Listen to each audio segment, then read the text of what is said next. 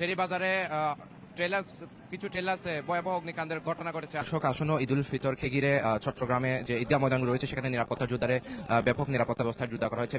বাস কাউন্টারগুলোতে অতিরিক্ত ভাড়া নেওয়ার যে অভিযোগ সেটা আমরা আজকে সকালকে দেখতে পাচ্ছি এবং আমরা এই মুহূর্তে রয়েছি বাকুলিয়া থানাধীন বাকুলিয়ার তুলাতুলি এলাকায় টেরি বাজারের যে সেলাইয়ের কর্মচারী আছেন তারা সারা রাত কাজে ব্যস্ত। সারা রাত কাজ করে যখন তারা সকালে সেরির পরে ঘুমাতে যাচ্ছিলেন এমন সময় টেরি বাজারের একটি মার্কেটে কিন্তু ভয়াবহ অগ্নিকাণ্ডের ঘটনা ঘটে এবং এই ঘটনায় দুইজনের মৃত্যু হয়েছে কিছুক্ষণ আগে। দর্শক, শেষ মুহূর্তে বাড়ি ফিরছে দক্ষিণ চট্টগ্রামের মানুষ, অর্থাৎ দক্ষিণ চট্টগ্রামে পটিয়া থেকে শুরু করে লোহাগড়া পর্যন্ত বেশ কিছু উপজেলা রয়েছে। তাছাড়া কক্সবাজার সহ হাজার হাজার মানুষ কিন্তু এই দক্ষিণ চট্টগ্রামের মানুষ চট্টগ্রামে বসবাস করে। এবং দর্শক, চট্টগ্রাম নগরীর সবচেয়ে বড় বাজার টেরি বাজারে কিছু ট্রেলার্সে ভয়াবহ অগ্নিকাণ্ডের ঘটনা ঘটেছে। আজকে সকাল 9টার দিকে বৈদ্যুতিক শর্ট সার্কিট থেকে এই আগুনের সূত্রপাত হয়েছে বলে আমরা জানতে পেরেছি এবং আগুনের পরপরই কিন্তু ফায়ার সার্ভিসের বেশ কয়েকটি ইউনিট এখানে আগুন নিয়ন্ত্রণে কাজ করছে। মূলত টেরি বাজারের রাস্তার মুখে কেবি আর্কেড প্লাজা নামের যে ভবন সেখানে কিন্তু এই অগ্নিকাণ্ডের ঘটনাটি ঘটে এবং এর উপরে যে ছাদতলা 5তলা পর্যন্ত আগুনটা ছড়িয়ে পড়ে এবং এখন পর্যন্ত সেখানে আমরা জানতে পেরেছি সেখানে বেশ কিছু ট্রেলার্স রয়েছে। প্রায় 8-10 লাখ টাকার মতো কেস টাকা ছিল, কর্মচারীদের বেতন দেওয়ার জন্য রেখেছিল, পুরো ছাই হয়ে গেছে। আর ওয়েস্টার্ন ট্রেন্সে তাদের নিজস্ব কাপড়ও ছিল, একটা কাপড়ও নাই। আর তার আশেপাশে প্রায় 4টা দোকানের মালামাল কিচ্ছু নাই। আর আমার দেখা মতো 4 জনের অবস্থা খুবই খারাপ, আমার মনে হয় না 2 জন বাঁচবে। ধন্যবাদ। দর্শক, কথা বলছিলেন টেরিবাজার ব্যবসায়ী মালিক সমিতির সাধারণ সম্পাদক। মূলত যেটি শুনছিলেন টেরিবাজার কেবি আর্কেড প্লাজা নামের যে মার্কেট, সেই মার্কেটের 4র্থ তলায় মূলত অর্কিড প্লাজায় ট্রেলার্সে মূলত আগুনের ঘটনা ঘটে এবং সেই ফ্লোরে আশেপাশে আরো বেশ কিছু ট্রেলার্স কিন্তু রয়েছে এবং এর পরপরই ফায়ার সার্ভিসের কর্মীরা ফায়ার সার্ভিসের 2টি ইউনিট মূলত এখানে কাজ করছে এবং আগুন এখন পর্যন্ত অনেকটা নিয়ন্ত্রণে বলা যায়। তবে এখানে ব্যবসায়ী সমিতির যারা আছেন তারা যেটা বলছেন যে এখানে 4 জন দোকানের কর্মচারী গুরুতর আহত হয়েছেন, তাদেরকে আশঙ্কাজনক অবস্থায় 2 জনকে চট্টগ্রামের জেনারেল যে হাসপাতাল সেখানে ভর্তি করা হয়েছে এবং আর কয়েকজনকে চট্টগ্রাম মেডিকেল কলেজ হাসপাতালে নিয়ে যাওয়া হয়েছে এবং তারা বেশ ব্যাপক ক্ষয়ক্ষতির আশঙ্কা কিন্তু করছেন এবং তারা বলছেন যে আজকেই মূলত তাদের যে কর্মচারী তাদেরকে বেতন দেওয়ার কথা ছিল এবং very under control, but the flame is persisted over there. Fire brigade working seriously to control the whole situation. As you know, at least 3 to 4 people are critically injured. They are right now admitted in Chittagong Medical Hospital, and fire brigade working seriously to control the situation. And from our side, from police personnel are working over there to control the traffic, so that fire brigade can work there, work properly to control, brought down the flame under control. Thank you. দর্শক, কথা বলছিলেন Chittagong metropolitan পুলিশের একজন ঊর্ধ্বতন কর্মকর্তা। নগরীর নন্দনকানন এবং চন্দনপাড়া থেকে 4টি ইউনিট সাথে সাথে উপপরিচালক, সহকারী পরিচালক, উপপরিচালক 3-4 সকলে এসে আমরা একই ফ্লোরের মধ্যে ব্যবসায়ীদের সহযোগিতায়, প্রত্যেকের সহযোগিতায় আমরা আগুনকে নিয়ন্ত্রণ রাখতে সক্ষম হয়েছি। তবে এটা একটি এয়ারটাইট মার্কেট, এখানে অনেকে হয়তো যারা ছিলেন তারা দেখা গেছে আমরা চার্জিং এর পর্যায়ে মধ্যে এবাদতখানার মধ্যে আমরা কয়েকজন মানুষকে মুমূর্ষ অবস্থা আমরা পেয়েছি, তাদের উদ্ধার করে আমরা প্রয়োজনীয় চিকিৎসার জন্য হাসপাতালে পাঠিয়েছি। আগুনের সূত্রপাত এবং ক্ষয়ক্ষতির পরিমাণ কি কত সেগুলো তদন্ত সাপেক্ষে জানাবো। ধন্যবাদ। দর্শক, কথা বলছিলেন ফায়ার সার্ভিসের একজন কর্মকর্তা। মূলত তিনি বলছেন যে আগুনের যে সূত্রপাত সেটি এখনো তিনি নিশ্চিতভাবে বলতে পারছেন না, সেটি পরবর্তী তদন্ত করে সেটি জানতে পারবেন। এখন পর্যন্ত যারা হতাহত হয়েছেন তাদেরকে মেডিকেলে পাঠানো হয়েছে বলে তিনি জানিয়েছেন এবং আগুন নিয়ন্ত্রণে রয়েছে। ফায়ার সার্ভিসের 4টি ইউনিট এখানে কাজ করেছে বলে আমরা জানতে পেরেছি। দর্শক, চট্টগ্রাম নগরের টেরি বাজারে যে অগ্নিকাণ্ডের ঘটনা সেটা এতটুকু ছিল আমার কাছে সর্বশেষ খবর। দর্শক, আসন্ন ঈদুল ফিতরকে ঘিরে চট্টগ্রামে যে ঈদগাহ ময়দান রয়েছে সেখানে নিরাপত্তা জোরদারে ব্যাপক নিরাপত্তা ব্যবস্থা জোরদার করা হয়েছে। বিশেষ করে র্যাব 7-এর পক্ষ থেকে ডগ স্কোয়াডের পাশাপাশি বিভিন্ন তল্লাশি তারা চালাচ্ছেন ঈদের যে জামাতকে ঘিরে যাতে কোনো নাশকতা কিংবা নিরাপত্তা ব্যবস্থা জোরদার করা হয় সে লক্ষ্যে মূলত তারা এই পরিদর্শন কার্যক্রম পরিচালনা করছেন। এবং কিছুক্ষণ আগে আমরা দেখেছি র্যাবের পক্ষ থেকে ডগ স্কোয়াডের যে মহড়া সেটি তারা দিয়েছেন। ডগ স্কোয়াডের মহড়ার মাধ্যমে মূলত তারা এখানে কোনো নাশকতা করার মতো কোনো বস্তু আছে কিনা কিংবা এরকম বিষয়গুলো তারা মূলত চেক করছেন। যিনি র্যাব 7-এর অধিনায়ক হাফিজুর রহমান তিনি গণমাধ্যমের সাথে কথা বলেছেন। তিনি বলেছেন যে আসন্ন ঈদুল ফিতর ঘিরে এদের নামাজকে ঘিরে র্যাবের পক্ষ থেকে 10টি টহল টিম কিন্তু চট্টগ্রাম নগরীতে বিদ্যমান থাকবে, তারা বিভিন্ন জোনে কাজ করবেন। পাশাপাশি এখানে ডগ স্কোয়াডে মহড়াও কিন্তু তারা রাখবেন। সিটি কর্পোরেশনের মেয়র ডাক্তার সাদাত হোসেন এবং তিনি গতকালকে এই মাটি পরিদর্শন করেন। পাশাপাশি এখন র্যাবের কর্মকর্তারাও এই মাটি পরিদর্শনে এসেছেন এবং যাতে নিরাপত্তা ব্যবস্থা জোরদার করা যায়, ঈদের নামাজ গিয়ে যাতে কেউ নাশকতা করতে না পারে, সেই লক্ষ্যে র্যাবের 10টি টিম চট্টগ্রাম নগরীতে টহলে থাকবে বলে র্যাবের অধিনায়ক যিনি হাফিজুর রহমান তিনি জানিয়েছেন। এবং এখন পর্যন্ত তিনি যে জমিতুল ফালা মাঠ সেটি পরিদর্শনে এসেছেন। দর্শক, চট্টগ্রামে নগরীতে ঈদের জামাতকে ঘিরে যে নিরাপত্তা ব্যবস্থা সেটির জমিতুল ফালা মাঠ থেকে এতটুকু ছিল আমার কাছে সর্বশেষ খবরাখবর। বাস কাউন্টারগুলোতে অতিরিক্ত ভাড়া নেওয়ার যে অভিযোগ সেটা আমরা আজকে সকাল থেকে দেখতে পাচ্ছি এবং আমরা এই মুহূর্তে রয়েছি বাকুলিয়া থানাধীন বাকুলিয়ার তুলাতুলি এলাকা। এখানে বেশ কিছু কয়েকটি কাউন্টার রয়েছে এবং এই কাউন্টারে বাড়তি ভাড়া অভিযোগের প্রেক্ষিতে কিন্তু ভুক্ত অধিকার সংরক্ষণ অধিদপ্তরের কর্মকর্তারা অভিযানে এসেছেন এবং এই অভিযানের পরপরই আমরা দেখতে পেয়েছি কাউন্টার বন্ধ করে মূলত ব্যবসায়ীরা পালিয়ে গেছেন এবং এখন পর্যন্ত ভুক্ত অধিকারের যে অভিযান সেটি চলছে। তারা কিছুক্ষণ আগে আশেপাশে বেশ কয়েকটি কাউন্টার অভিযান চালিয়েছে এবং বাড়তি ভাড়া নেওয়ার অভিযোগে কিন্তু ইতিমধ্যে 3টি কাউন্টারকে 12,000 টাকা জরিমানা করেছে এবং এখানে আরেকজন ভুক্তভোগী আছেন যিনি অতিরিক্ত ভাড়া নেওয়ার অভিযোগ আছে। আসলে আপনি কিসের কি বলছেন? আমি আর কি বাড়িতে যাইতে চাইছিলাম, এই আমরা চাকরি করি, 700 টাকা টিকিট, ওরা 1400 টাকা করে নিছে, 1400 টাকা করে নিছে। দ্বিগুণ। জি, 2 সিটের ভাড়া দাও, 2 সিটের ভাড়া।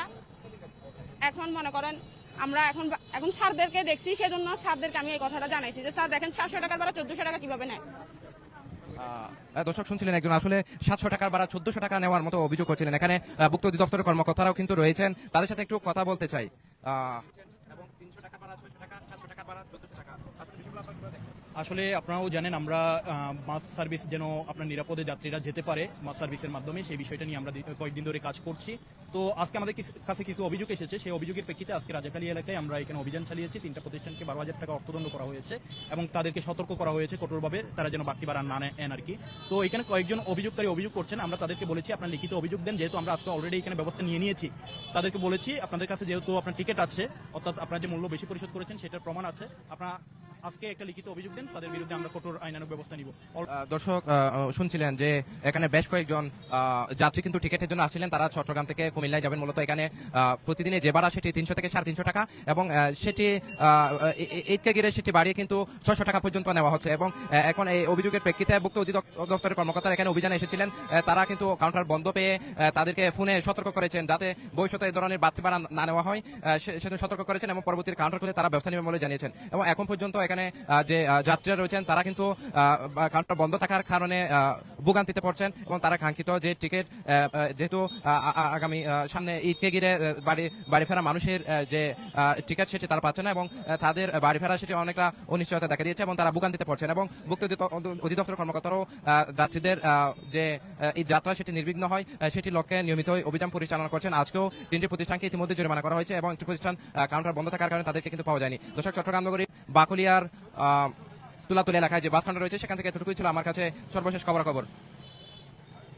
বাজারের যে সেলাইয়ের কর্মচারী আছেন তারা সারা রাত কাজে ব্যস্ত, সারা রাত কাজ করে যখন তারা সকালে সেরির পরে ঘুমাতে যাচ্ছিলেন এমন সময় বাজারের একটি মার্কেটে কিন্তু ভয়াবহ অগ্নিকাণ্ডের ঘটনা ঘটে এবং এই ঘটনায় 2 জনের মৃত্যু হয়েছে কিছুক্ষণ আগে এবং আমরা যতটুকু জানতে পেরেছি আজকে সকাল 9টার দিকে এই অগ্নিকাণ্ডের ঘটনা ঘটে এবং তাৎক্ষণিকভাবে 4 জন শ্রমিক কর্মচারী গুরুতর আহত হয়। আহত অবস্থায় তাদেরকে চট্টগ্রাম মেডিকেল কলেজ হাসপাতালে নিয়ে আসা হলে সেখানে 2 জনকে কর্তব্যরত চিকিৎসক মৃত ঘোষণা করে এবং এই যে 2 দিন একদিন পরে পবিত্র ঈদ অনুষ্ঠিত হতে যাচ্ছে এবং ঈদের এই 1-2 দিন আগেই যে এই ধরনের মৃত্যু তাদের পরিবার কোনোভাবে যেন মেনে নিতে পারছেন না এবং তার পরিবারের তাদের নিহতের পরিবার স্বজনরা এখানে আহাজারি করছেন। আমরা দেখতে পাচ্ছি খুবই হৃদয় বিদারক একটি দৃশ্য চট্টগ্রাম মেডিকেল কলেজ হাসপাতালের যে জরুরি বিভাগ সেখানে কিন্তু আমরা দেখতে পাচ্ছি এবং আপনাদেরকে জানিয়ে রাখি আজকে সকালে যে অগ্নিকাণ্ডের ঘটনা সেই ঘটনায় পরবর্তী সময়ে ফায়ার সার্ভিসের 4টি ইউনিট মূলত কাজ করার পর আগুন নিয়ন্ত্রণে আনে। প্রায় 11টা থেকে 11:30 দিকে আগুন নিয়ন্ত্রণ আনে, যদিও ততক্ষণে অগ্নিদগ্ধ হয় কর্মচারীরা। সেখান থেকে 2 জনের অবস্থা আশঙ্কাজনক ছিল, আশঙ্কাজনক অবস্থায় তাদেরকে চট্টগ্রাম মেডিকেল কলেজ হাসপাতালে নিয়ে আসা হলে সেখানে মৃত্যু হয়। এখানে একজনের স্বজন আছেন, তার সাথে একটু কথা বলতে চাই। আসলে আমি কখন খবরটা শুনছেন? আমি সকালে জাস্ট 9টায় না 10টায় খবরটা শুনছি, শোনার পরে বলতেছে ছেলে নাই, ছেলে মারা গেছে। ছেলে ওখানে কোথায় কাজ করে? ওখানে কি একটা কোম্পানিতে চাকরি করতো, ডিটেলস বলে নাই কিসে আছে। ও এমনি খবর কয়েকদিন ধরে মোবাইলে যোগাযোগ বন্ধ, শুনে জানি যে ওখানে চাকরিতে জয়েন করছে, রাতে নাকি ঘুমাইতে গেছে ওখানে সকালবেলায়, আর সকালে এই খবরটা আসে যে সে মারা গেছে। এখানে আরো বেশ কয়েকজন পক্ষদর্শী আছেন, তার সাথে একটু কথা বলতে চাই। ভাইয়া একটু জি মানে ওনারা এখানে কারখানায় ছিল আর কি, ওনারা রাত্রি যাপন করে আর কি, রোজা রোজা মাস বলে ওনারা দুজন এখানে থাকে এখানে কারখানায়। জি ওইখানে টেডি বাজার আর কি, যে মার্কেটে আগুন লাগছে ওইখানে। বের হতে পারে নাই? জি না পুড়ে গেছে? না না পুরো জানে মানে ধোয়ার কারণে সেন্সলেস হয়ে এখানে মারা গেছে। নামটা কি ওনাদের? মোহাম্মদ ইনুস। মূলত চট্টগ্রাম মেডিকেল কলেজ হাসপাতালের জরুরি বিভাগের যে লাশঘর, সেই লাশঘরে মূলত তাদের মরদেহগুলো রাখা হয়েছে এবং তাদের পরিবারের স্বজনেরাও এখানে রয়েছেন। ঈদের একদিন আগে এই ধরনের মর্মান্তিক ঘটনা তারা কোনোভাবেই যেন মেনে নিতে পারছেন না। ফেরিবাজারে অগ্নিকাণ্ডের ঘটনায় এখন পর্যন্ত 2 জন নিহতের খবর আমরা পেয়েছি। তারা 2 জনের বাড়ি পটিয়া উপজেলায় এবং তারা টেরিবাজারে বিভিন্ন দোকানে কাজ করতেন এবং কাজ করে তারা রাতভর কাজ করে সেহেরির পরে মূলত তারা ঘুমাচ্ছিলেন। এমন সময়ে হঠাৎ যে আগুন, সে আগুনে তাদের মৃত্যু হয়েছে। দর্শক, চট্টগ্রাম মেডিকেল কলেজ হাসপাতালের জরুরি বিভাগ থেকে এতটুকু ছিল আমার কাছে সর্বশেষ খবরাখবর। দর্শক, শেষ মুহূর্তে বাড়ি ফিরছে দক্ষিণ চট্টগ্রামের মানুষ, অর্থাৎ দক্ষিণ চট্টগ্রামে পটিয়া থেকে শুরু করে লোহাগড়া পর্যন্ত বেশ কিছু উপজেলা রয়েছে। তাছাড়া কক্সবাজার সহ হাজার হাজার মানুষ কিন্তু এই দক্ষিণ চট্টগ্রামের মানুষ চট্টগ্রামে বসবাস করে এবং শেষ মুহূর্তে এসে তারা কিন্তু বাড়ি ফিরছেন এবং তাদের এই যাত্রাকে ঘিরে তার মধ্যে যে উৎসাহ উদ্দীপনা সেটি কিন্তু দেখা যাচ্ছে এবং বেশ কিছুদিন ধরে সরকারি ছুটি শুরু হওয়ার পর থেকেই মূলত বন্দরনগরীর মানুষ বাড়ি ছাড়তে শুরু করে এবং তাদের মধ্যে এদের যে উৎসাহ উদ্দীপনা সেটা কিন্তু দেখা যাচ্ছে। অনেক ভালো লাগতেছে। ভাড়া হচ্ছে আপনার 150 টাকা করে আমিরাবাদ এখান থেকে। ভাড়াটা একটু বেশি হয়ে গেছে। দর্শক, ভাড়া নিয়ে কিছু কিছু জায়গায় অভিযোগ থাকলেও অবশ্যই ঈদের ছুটি দিয়ে যাচ্ছি। আমার বাড়ি হচ্ছে চন্দনের সাতবাড়িয়া। অনেক খুশি লাগতেছে, অফিস লং টাইমের জন্য ছুটি দিচ্ছে। আমি হচ্ছে ইয়ং ওয়ান ক্যাপিজেডে অ্যাসিস্ট্যান্ট অফিসার হিসেবে আসি। প্রায় 9 দিনের লং টাইম ছুটি। অনেকদিন পর বন্ধুদের সাথে দেখা হবে, ফ্যামিলির সাথে দেখা হবে, একসাথে ঈদ করবো। তো অবশ্যই অনুভূতি অন্যরকম, মানে ঈদের ছুটিতে যে বাস স্টেশনগুলো রয়েছে সেখানে কিছুটা ভিড় কিন্তু দেখা গেছে এবং কিছুটা যানজটও আমরা দেখতে পাচ্ছি এবং যার কারণে ভোগান্তি পোহাতে হচ্ছে। ভাড়া হচ্ছে যে ওনারা আমিরাবাদ 150 টাকা ঠিক আছে, তবে যারা কাছে নেবে তাদের থেকে এখানে 150 টাকা কষ্টটা দেবে। আমার ভাড়া হচ্ছে 60 টাকা 2000-এ, ওখানে 150 টাকা, আবার আমিরাবাদ রেট ভাড়া হচ্ছে 100 টাকা, এখানে 150 টাকা। আমি 2000 ক্যারিয়ার 142 টাকা ভাড়া লোকালে। আমরা 2000 আছে, এখানে 2000 ছিল সবগুলো আমি বাদ গাড়ি ভাড়া কত? আমিরাবাদের ভাড়া 150 নিচ্ছে। 2000 নিচ্ছে আমিরাবাদের। কারানিয়াত আমিরাবাদ নিচ্ছে আমিরাবাদ। আচ্ছা, তারা আমিরাবাদের যাত্রী নিচ্ছেন মূলত। 60 টাকার গাড়ি ভাড়া 150 টাকা বলতেছে। হ্যাঁ 2-3 এই তো এইগুলো 2000 60 160 টাকা 150 টাকা 150 টাকা আমাদের এগুলো এরিয়া। এখন 80 টাকার ভাড়া 150 টাকা বলতেছে। 150 টাকার ভাড়া 2000 এখানে নেয় না। দুর্ভোগ তো এগুলো তো যাবে না। ঘিরে গড়মুখী মানুষের যে ভিড় সেটি যেমন রয়েছে এবং বাড়তি ভাড়ার অভিযোগও কিন্তু তারা করছেন। অনেক ক্ষেত্রে দ্বিগুণ থেকে তিনগুণ ভাড়া নেওয়ার অভিযোগ কিন্তু দেখা যাচ্ছে। যদিও বাসের ড্রাইভার থেকে শুরু করে যারা কর্মচারী রয়েছে তারা বলছেন যে তারা নির্দিষ্ট ভাড়া নিচ্ছেন, অর্থাৎ চট্টগ্রাম থেকে আমিরাবাদে 150 টাকা এবং কেরানীহাটে 130 টাকা ভাড়া নিচ্ছেন। দর্শক, চট্টগ্রাম নগরীর নতুন এলাকা থেকে এতটুকু ছিল আমার কাছে সর্বশেষ খবরাখবর।